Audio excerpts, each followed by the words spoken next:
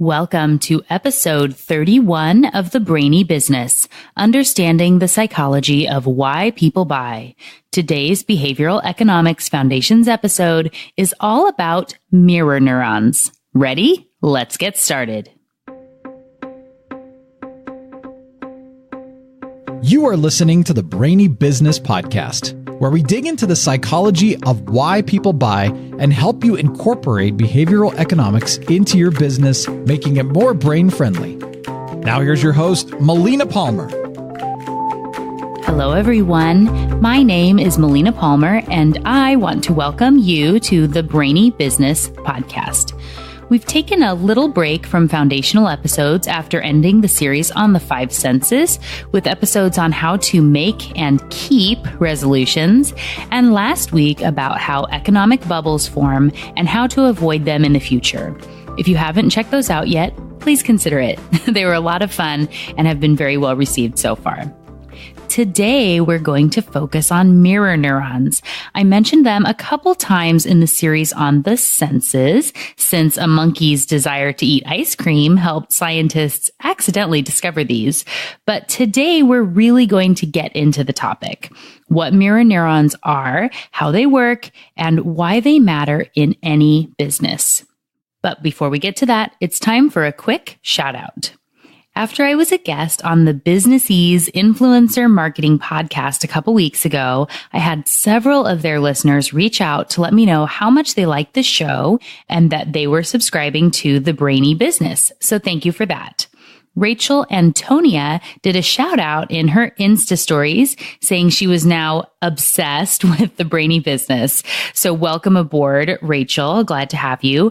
I am now obsessed with her Instagram feed in return. She has great videos of her drawing beautiful images with felt tip pens, which are then turned into cards and notebooks and coffee mugs. I am excited to get some of my own. And after being inspired by a gorgeous blue turtle she drew, I have requested a golden hot pink octopus. So I hope to see that soon. If you want to check her stuff out, and you totally should, it's what Instagram was made for, truly. Check her out with the link to Rachel Antonia Designs in the show notes. And thanks again for listening, Rachel. The show notes for the episode can be found within the app you're listening to or by visiting thebrainybusiness.com/31. You will also find links to any reference studies, articles, past episodes, and your freebie worksheet is there as well. There's lots of useful stuff, so don't forget to check it out. Again, that's at thebrainybusiness.com/31. If you're already a member of the Brainy Business email list, you can get this or any freebie on the super secret subscribers page of the website. There's a link in the email you get from me every Friday. If you're not yet on the list and would like to be, visit thebrainybusiness.com and sign up for any freebie to get on the list, including the free ebook or the freebie for this episode, which is at thebrainybusiness.com/31. If you're in the States, you can sign up easily by texting the word Brainy, BRAINY, to 345-345. You will be added to the list, and I'll send you a free copy of my ebook, The 10 Behavioral Economics Concepts You Need to Know and How to Apply Them, as a thank you. All right, let's talk mirror neurons. Mirror neurons are the key to empathy and our ability to learn from observing others instead of only by doing things ourselves. Scientists have, of course, known we had the ability to learn and behave this way, but they didn't really know why until mirror neurons were discovered in the early 1990s. Let me tell you a story. Once upon a time, on a particularly hot day, there was a monkey in a lab at the University of Parma in Italy. It had some electrodes in its brain to test motor control and what areas in the brain would light up when the monkey would grab a cup or a peanut and then drink water or eat the peanut. This would allow the scientists to understand how the brain lights up for various motor control actions, and if it was different when a monkey grabbed a cup versus a block versus a peanut and things like that. On this fateful day, one of the researchers reportedly came in eating an ice cream cone. The monkey did not move, and from the outside, all that someone might have noticed would be its eyes getting a little bigger with interest. But the brain told a different story. The monkey's brain lit up as if it were eating ice cream itself. Further studies found that when a person grabbed a peanut to hand it to the monkey, its brain would light up as if it were grasping the peanut itself. And if a researcher put a peanut in their mouth, the monkey's brain would light up as if it was putting a peanut in its mouth as well. Even when no visible movement occurs, the brain experiences tasks along with others as if it were experiencing these same things itself.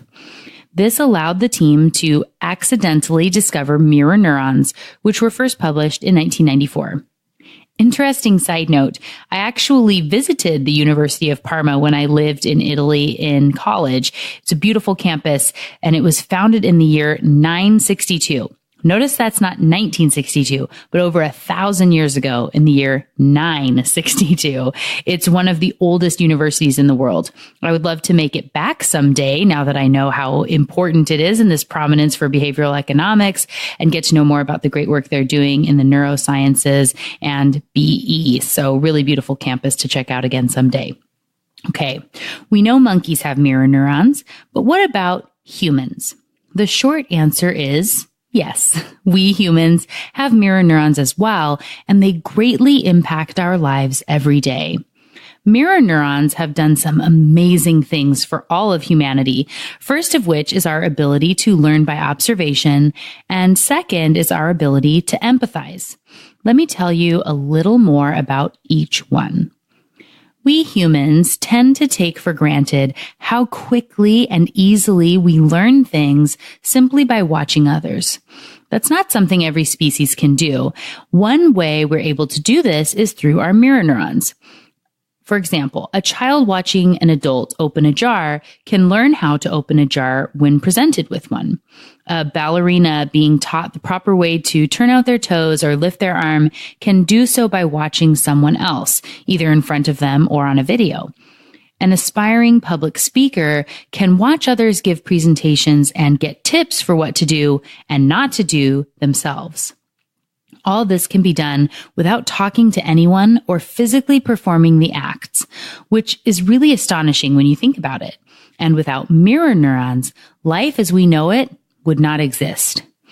The first human to discover fire presumably did so by accident. I highly doubt that they had a process of trial and error working toward achieving this goal of heat and fire. So how did all the other humans learn quickly to replicate and do this same thing themselves? That's right, mirror neurons. This is also how the species learned to hunt, gather, farm, build homes, and all the skills we use every day. The collective intelligence of the species grows very quickly as one person learns to do something because others can watch and have their brain behave as if it has already done it once before. These learnings spread like wildfire. Pun very much intended. Let's revisit how the mirror neurons work. We each have approximately 100 billion neurons in our brains, and each of those has 1 to 10,000 contacts with other neurons forming associations. These are the associations I'm talking about when I give the example of saying the word apple and it being connected to all sorts of concepts: colors, flavors, smells, computers, phones, music. I'm guessing this is one that has developed closer to 10,000 associations. You may have heard this before, but it's said that these combinations and permutations of brain activity in a single brain exceed the number of elementary particles in the entire universe. Crazy complex and interesting, to be sure. Mirror neurons are actually found in one spot in the brain, in the frontal lobes.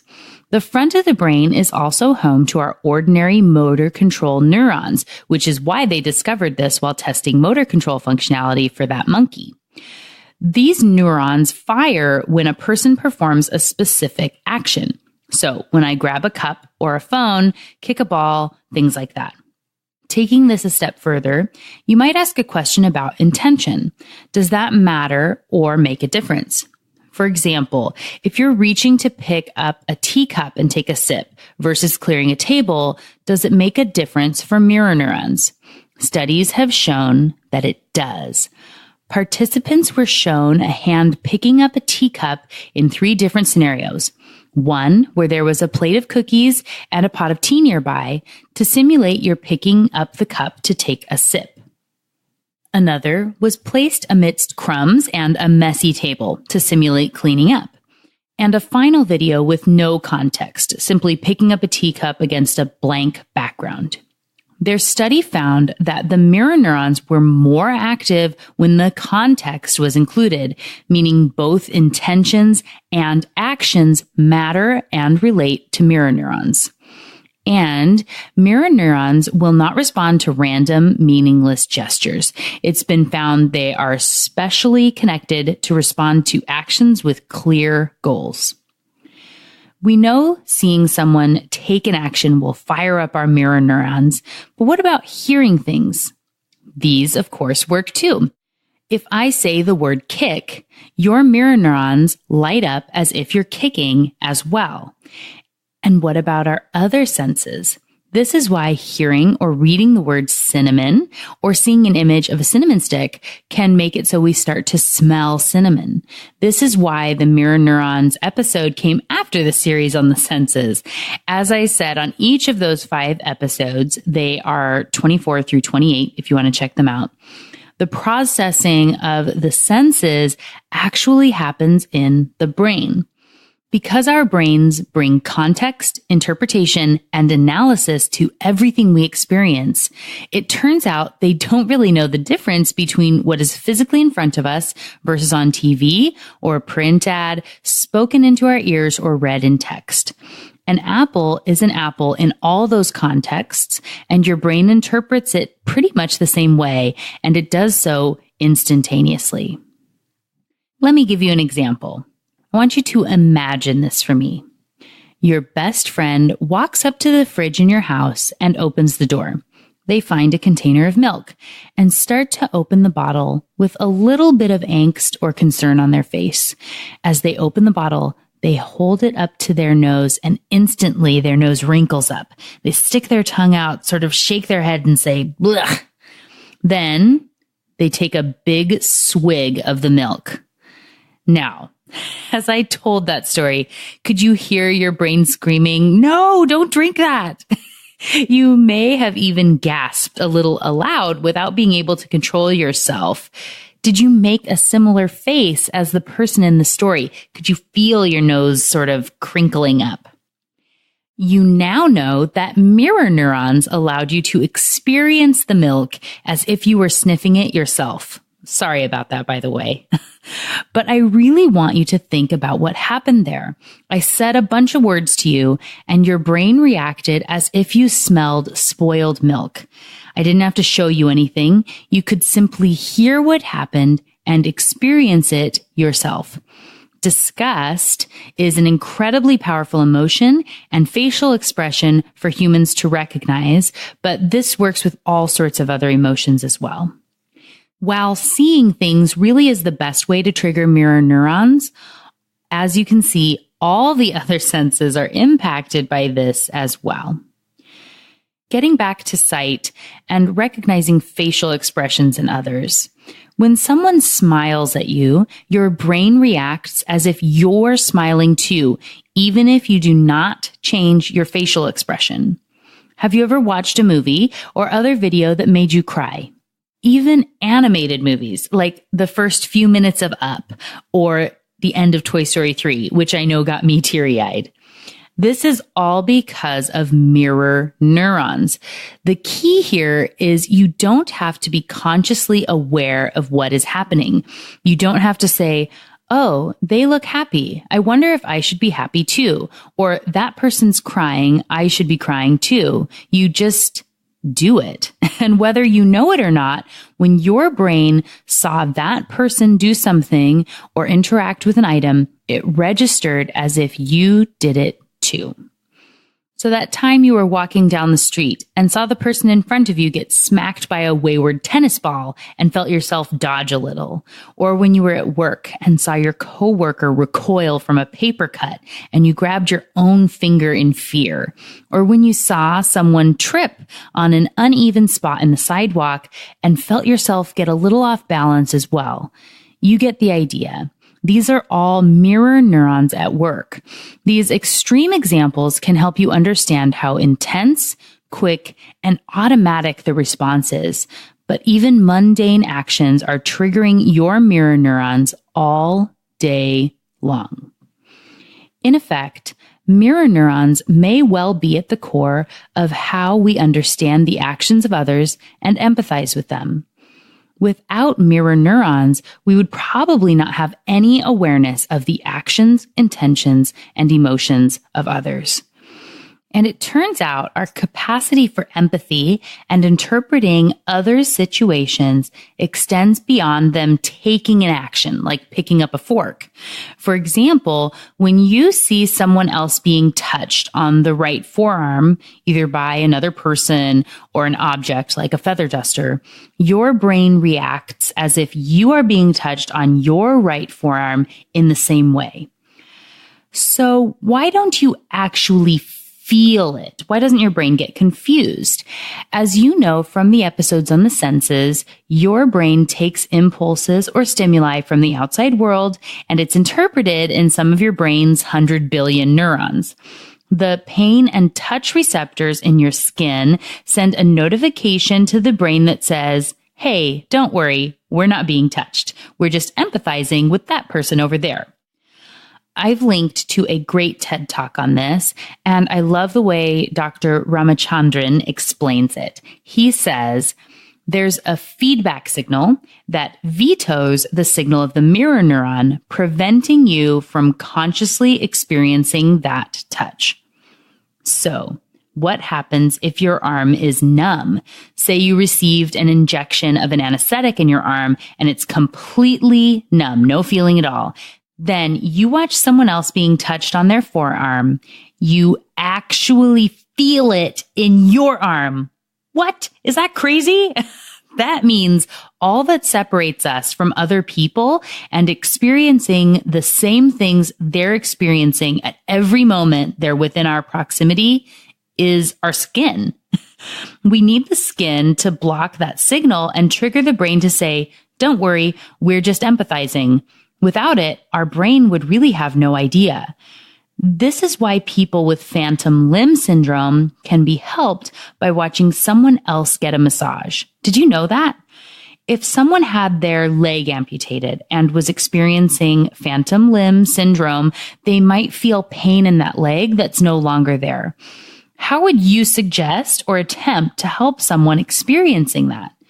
You might say, and maybe doctors from a long time ago had said something like, stop that. You don't have a leg to feel pain in. But that wouldn't help at all. And I can't even imagine how frustrating it would be for the individual. What researchers have found is if that person experiencing the phantom pain in their leg watches someone else have their leg massaged, their pain can subside. Amazing, but true, and it's all thanks to mirror neurons.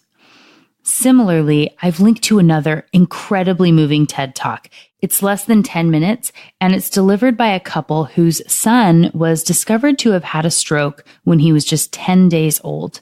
They didn't know if it happened during the pregnancy or after, but basically the entire right side of his brain was impacted and essentially gone after the stroke. It meant he had no ability to control the left side of his body and wouldn't be able to for the rest of his life. No matter how much he would want to, he would not be able to make the connections and move the left side of his body because there was no connection to the proper areas in his brain. In the past, people might have just lived with this condition and told patients to do their best to deal with their new symptoms. But the parents who gave this TED Talk were able to sign their son Mario up for a pilot program with mirror neuron therapy. They spent countless hours reaching out with their own hands to grasp an object over and over and over. After doing this for some time, they realized that their facial expressions might be impacting the success Mario was having in the program. They were pretty down about the situation and seeing the problem he was dealing with instead of the solution and what he might be able to accomplish and achieve in his life. And then they made a change. They saw all the benefits and abilities available for Mario and started to have smiles on their faces when grasping at objects with their left hands, and they took him on trips to experience the world.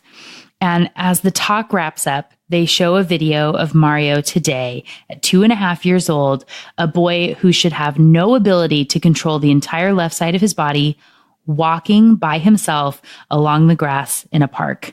He's a little wobbly, of course, but he can actually walk, which is truly a miracle. And then they have him walk out onto the stage. Mom goes back and brings him out.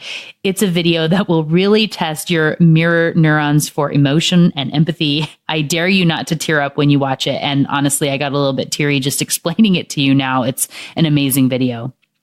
So if mirror neurons can allow us to learn from others, feel what they feel, cure phantom limb pain, and use parts of our bodies that should not work, what can these amazing neurons do for your business?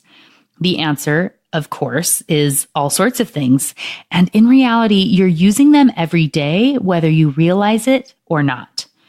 There are countless ways to use mirror neurons in your business, but I'm going to go through a fairly rapid fire list with you now so you have a bunch of diverse examples which will hopefully get your brain working for your own business. First, know that video is effective. When you can show someone in a video taking the action you want your customers to take, it makes it easier for them to follow suit. Remember, the human brain likes familiarity, and mirror neurons will make it so your brain thinks it has already completed that task once. Things are easier the second time around. I'm sure many of us think it's dumb when a video shows a big mouse over clicking on a subscribe button at the end of a video, but it can be effective because of mirror neurons. Or if you have any apps with ads, you have probably seen countless advertisements for games where they show a big finger simulating what happens when you tap the screen or pointing here, here, here over and over again for 30 seconds trying to get you to click. Your conscious brain says, dumb, but subconscious is warming up to taking that action in the future. Next. I talked about this extensively in the series on the 5 senses, but anytime you can get someone to see another person experiencing your product in a positive way, of course, it's good. However, you need to be very, very careful of the facial expressions and all the slightest nuances of the person in the video. Any old person will not do. You need to make sure they're talented enough as an actor or actress to truly experience the product. Smile and help the viewer to do the same. Think of commercials where someone is opening a bag of coffee and it's roasting and they're smelling it and you can see their face reacting.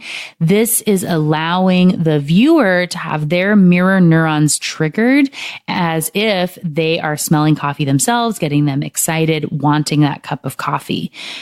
If you aren't able to do this and really trigger those positively in the right way, you could inadvertently be doing more harm than good.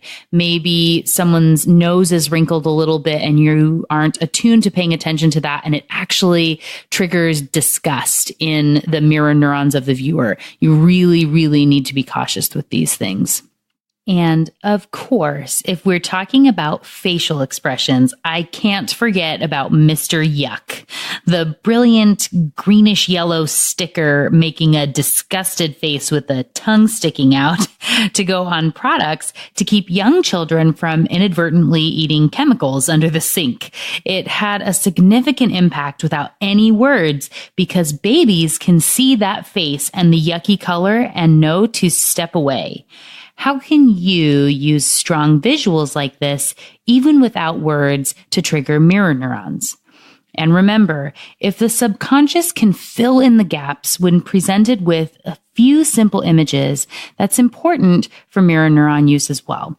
Think of a diagram with instructions of how to knit or fold origami or properly do a yoga pose. Our mirror neurons allow us to relate to what is being displayed in the pictures, and we fill in the gaps to make sense of what we are supposed to do, how you get from point A to point B. As a business, we often feel compelled to really spell things out for people and give them every teeny tiny detail just in case.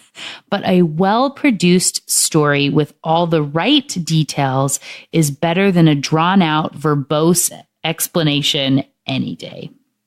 And speaking of stories, hopefully this episode has helped you to understand why stories are so powerful and why great storytellers can hold conversations and attention very well. Our brains allow us to experience the words in a story as if we're participating ourselves.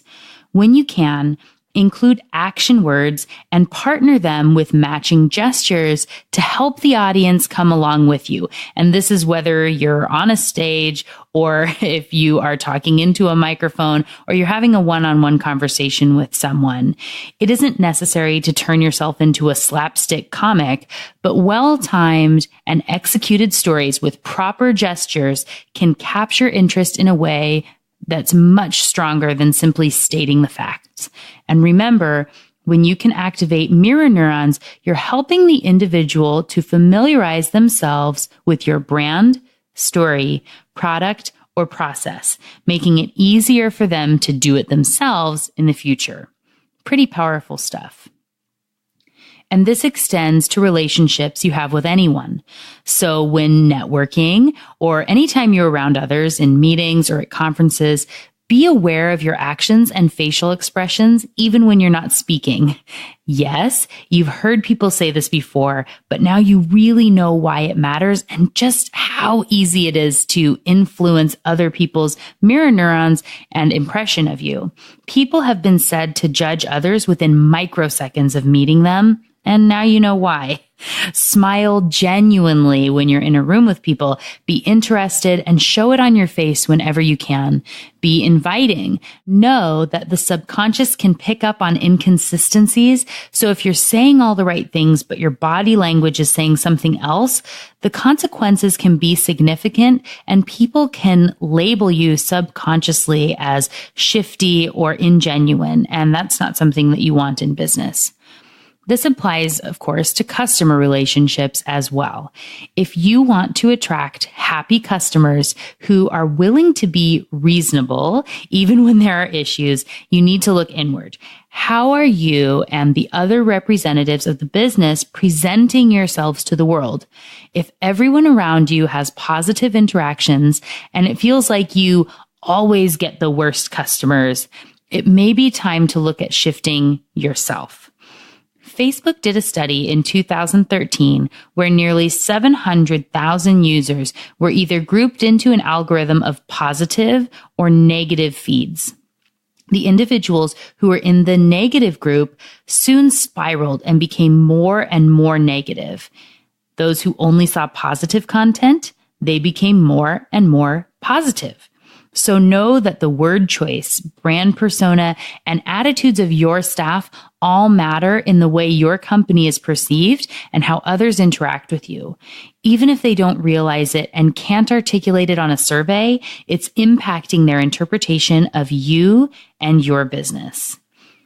If you have any sort of aspect to your business where you have to trust your customers or employees to be honest, and they have a tendency to take advantage, or it's possible that they might, consider the power of the eyes. Let me tell you what I mean. Have you ever heard of an honesty box or had one at a place you worked? These are those cardboard boxes full of snacks and gum and whatnot, and everyone can take the snacks as they see fit. And there's a little slot to deposit money to pay for each item. What typically happens is when the company comes around to restock and collect, there's a deficit, meaning some people took more than they paid for, and someone, usually the manager or business owner, has to pick up the slack. Is there any way to encourage people to pay more without having to completely get rid of this altogether or instilling significant punishments? A team in the UK ran a study to find out. In a break room where the honesty box had been for years and years, so no one would suspect it was part of a study, the team decided to run a test over several weeks. They swapped out the price list each week so it had a different header image from one week to the next. It alternated between eyes looking at you and flowers. Yes, this is weird, and when you hear it explained, it seems impossible that people would not notice. But as with most, if not all of the studies I talk about here, no one noticed on a conscious level that the images were changing, even though the eyes are super creepy. I'm sharing this on social media where you can find me as the Brainy Biz if you want to check them out and see what they looked like. So what happened? Did the eyes have a different impact than the flowers? You bet they did. People put almost 3 times as much in the honesty box on eye weeks than they did on flower weeks. Even though, again, they did not register on a conscious level, the feeling of eyes looking at you or being watched will impact behavior. This could be applied in a convenience store in areas that are harder to monitor, or in a classroom during a test to see if it limits those who may be prone to cheating. Wherever you choose to implement this, it should, of course, be balanced within brand standards and personas. You don't want to be over the top and make people feel uncomfortable, but it's interesting to know the impact some well-placed eyes can have. And remember, while visuals are the most powerful, the other senses are triggered by mirror neurons as well. The sound of someone biting into a crunchy chip or pickle has an impact, or the bubbles on the top of a soda, or at a spa. Showing someone getting a massage and looking relaxed is truly impactful on the viewer and can drive more interest than ads that don't. Again, showing your potential customer someone using the product in the same way you want them to is a great way to activate mirror neurons because it combines an action with an intention. A runner lacing up shoes and sprinting their fastest time. A person swiping their card, facing the right way, please. Don't we all hate when a commercial shows the user swiping the card upside down so the logo's facing the right way? Have you ever seen that and instantly thought, fake? I'm going to call mirror neurons on this one. You see the person swiping their card in a way you know will not work, and you instantly know it's a ruse, which makes you think negatively about the brand that put out the commercial. Please, to any of my bank and credit union folks listening, don't do this anymore. I think we may all be saved by chip and PIN cards being inserted instead of swiped, but just in case, know that these nuances can reflect badly on you. And if you have another product or service, anything else, consider the actions and intentions to use mirror neurons to the best of your ability and in a way that's actually relatable, that won't allow the customer to claim that that's fake. That's not a real experience. Their mirror neurons will pick up on any inconsistencies very quickly. How can you use mirror neurons in your business? The possibilities are endless. Check out the freebie worksheet that accompanies this episode to help you brainstorm. Again, you can find that at thebrainybusiness.com/31. At the end of the day, you want to help the customer experience the product or service, be it with words, sounds, images, or something else. What do you want them to feel?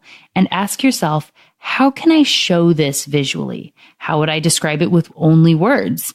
What would it sound like? And then build your messaging from there. Before I wrap this episode up, I want to invite you to join the conversation and community by liking the Brainy Business Facebook page. You can find it by searching for The Brainy Biz, and when you like the page, you can be part of the exclusive content there. As I mentioned in the resolutions episode, I will soon be going live on a very regular basis on the Facebook page and answering your questions about behavioral economics in real time. I look forward to seeing you there. It's a public page, not a group, and it's completely free. So come on over to the Facebook page where, again, you can find me as The Brainy Biz and click like. I look forward to chatting with you and answering your questions soon. All right, that's it. Episode 31 on mirror neurons is complete.